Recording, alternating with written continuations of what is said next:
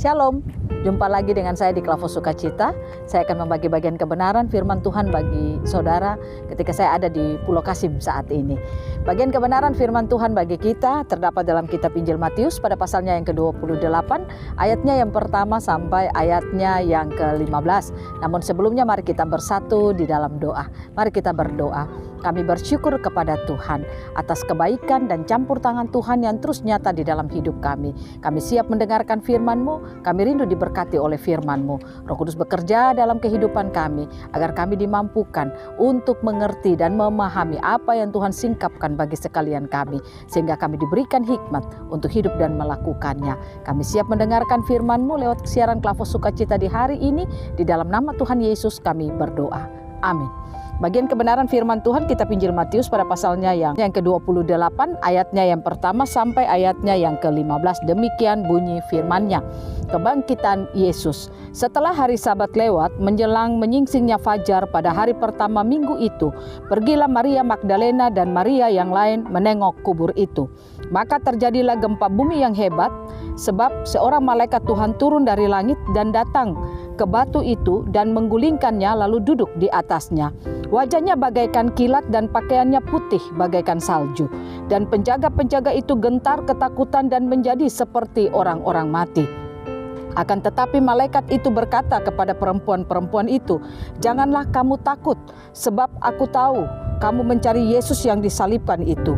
Ia tidak ada di sini, sebab ia telah bangkit sama seperti yang telah dikatakannya. Mari lihatlah tempat ia berbaring. Dan segeralah pergi dan katakanlah kepada murid-muridnya bahwa ia telah bangkit dari antara orang mati. Ia mendahului kamu ke Galilea, di sana kamu akan melihat dia. Sesungguhnya aku telah mengatakannya kepadamu." Mereka segera pergi dari kubur itu dengan takut dan dengan sukacita yang besar dan berlari cepat-cepat untuk memberitahukannya kepada murid-murid Yesus.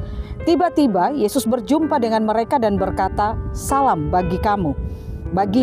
Mereka mendekatinya dan memeluk kakinya serta menyembah dia. Maka kata Yesus kepada mereka, "Jangan takut, pergi dan katakanlah kepada saudara-saudaraku supaya mereka pergi ke Galilea dan di sanalah mereka akan melihat aku." Ketika mereka di tengah jalan, datanglah beberapa orang dari penjaga itu ke kota dan memberitahukan segala yang terjadi itu kepada imam-imam kepala.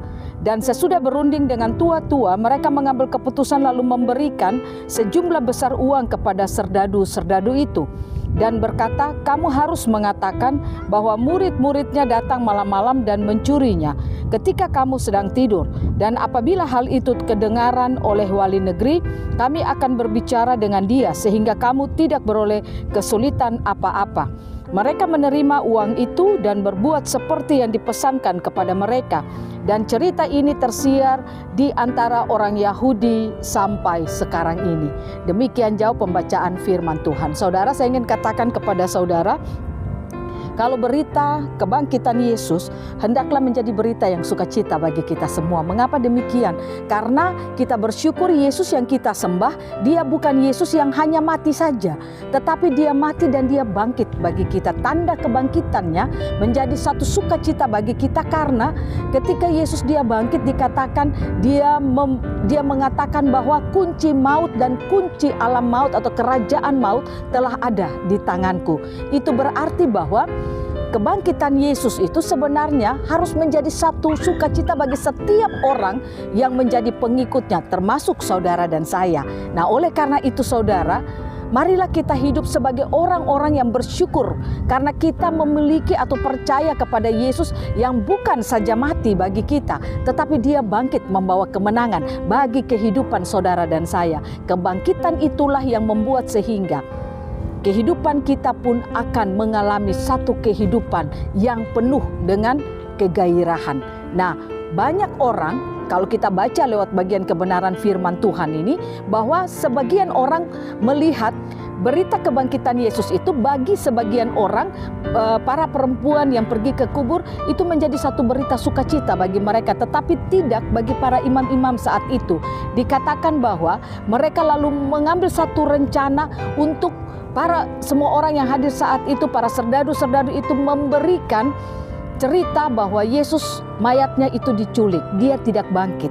Nah, inilah yang akan saya angkat bagi saudara dan saya untuk mari kita melihat bahwa kita tidak boleh seperti para imam-imam itu yang melihat berita itu bukan berita tidak mengenakan bagi kita. Tapi hendaklah berita kebangkitan Yesus itu harus menjadi berita sukacita bagi kita. Karena apa? Yesus bangkit bagi kita. Ada beberapa hal yang menjadi suatu kekuatan bagi kita untuk kita bisa berdiri dalam sesuatu kebenaran bahwa kebangkitan Yesus itu adalah kebangkitan yang sungguh membuat iman percaya kita tidak menjadi sia-sia. Yang saya ingin bawa kepada saudara untuk kita melihat bersama bahwa apa yang membuat sehingga berita kebangkitan Yesus itu menjadi berita sukacita bagi kita. Yang pertama, roh kita yang lama, roh dosa telah diubahkan menjadi roh yang baru, yaitu roh Kristus. Jadi kebangkitan Yesus itu membuat roh saudara dan saya yang tadinya itu mati karena dosa lewat peristiwa Adam yang pertama dan Hawa karena jatuh dalam dosa, membuat manusia itu memiliki roh yang mati, dan kita bersyukur lewat kebangkitan Yesus, maka roh kita itu menjadi baru. Dengan tanda apa? Yohanes 20 ayat 22 mengatakan sebelum Yesus naik ke sorga, dia menghembuskan rohnya ke dalam kehidupan murid-muridnya.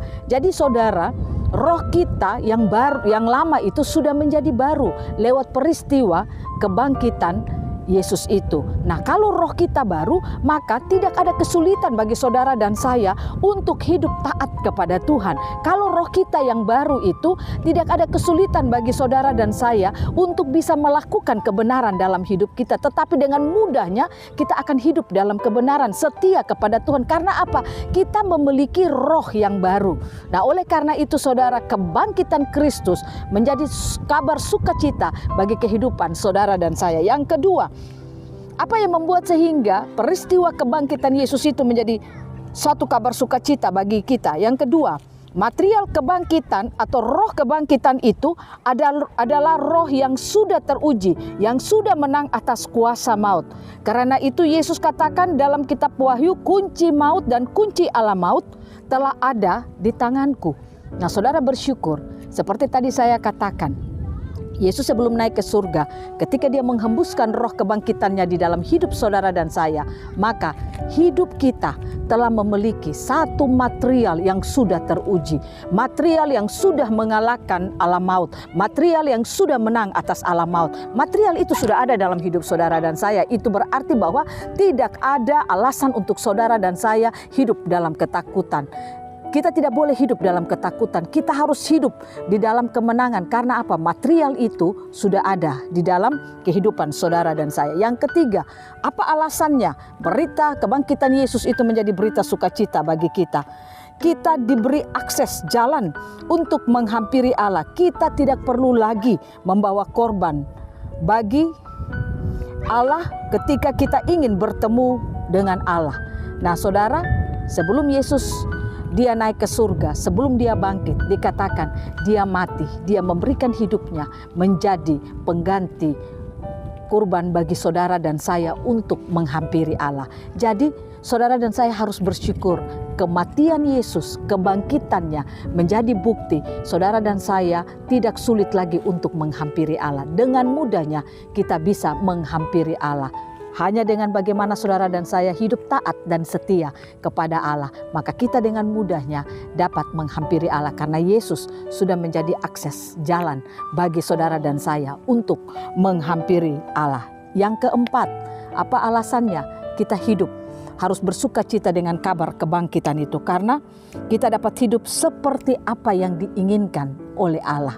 Saudara, karena material itu ada pada kita, roh kita sudah menjadi baru, tidak ada kesulitan bagi saudara dan saya untuk kita bisa hidup seperti apa yang diinginkan oleh Allah. Sayangnya banyak orang Kristen, dia merasa sulit untuk dia bisa hidup dalam kebenaran. Banyak orang Kristen merasa sulit untuk dia bisa hidup melakukan apa yang diinginkan oleh Allah. Saudara, kalau saudara itu hidup mengerti kebangkitan itu membawa satu kehidupan yang baru, material yang luar biasa ada dalam hidup saudara, maka saya ingin katakan kepada saudara, saudara dan saya tidak sulit lagi untuk melakukan apa yang diinginkan oleh Allah. Karena Kristus sudah ada dalam hidup kita. Kalau Kristus material itu, dia sudah setia kepada Allah, maka kalau sudah ada dalam hidup kita, saudara dan saya pun bisa setia kepada Allah. Yang kelima, apa yang membuat sehingga kebangkitan itu menjadi berita sukacita bagi kita? Yang kelima, kebangkitan Yesus memampukan kita untuk hidup mempresentasikan Kristus di dalam hidup kita. Nah saudara, kita bersyukur roh kebangkitan itu ada di dalam hidup kita, membuat saudara dan saya bisa hidup mempresentasikan Kristus melalui kehidupan kita. Makanya tadi saya katakan tidak sulit untuk kita melakukan kehendak Tuhan, tidak sulit untuk kita hidup sesuai dengan keinginan Tuhan. Karena apa? Material itu sudah ada dalam hidup kita. Itulah yang membuat sehingga hari-hari hidup kita, lewat pekerjaan kita, lewat pelayanan kita, lewat kehidupan pribadi, rumah tangga kita, persekutuan kita mampu hidup mempresentasikan Tuhan dalam hidup kita. Nah inilah yang menjadi tanda bagi kita, berita kebangkitan Kristus adalah berita sukacita bagi kita semua. Mari kita hidup sebagai orang-orang Kristen yang hidup selalu bersyukur kepada Tuhan. Bersyukur atas pekerjaan-pekerjaan Tuhan yang luar biasa dalam hidup kita melalui anaknya Yesus Kristus. Dia boleh mati, bangkit, dan naik ke surga. Duduk di sebelah kanan Allah Bapa, menjadi kekuatan bagi kita semua, dan dia masih bekerja sampai sekarang ini. Tuhan Yesus memberkati kita, firman-Nya jadi berkat bagi kita semua. Selamat merayakan kebangkitan Kristus yang membawa kebangkitan bagi kehidupan kekristenan kita. Amin. Mari kita berdoa. Bapa, terima kasih. Kami bersyukur Yesus telah mati dan bangkit bagi kami semua, menjadi suatu tanda sukacita, kemenangan bagi setiap iman percaya kami. Kami rindu Roh Kudus bekerja terus dalam hidup kami, sehingga kami dimampukan untuk ketika mendengarkan, merayakan sukacita lewat kebangkitan ini, memampukan kami untuk hidup sesuai dengan apa yang diinginkan oleh Tuhan. Terima kasih banyak Bapa.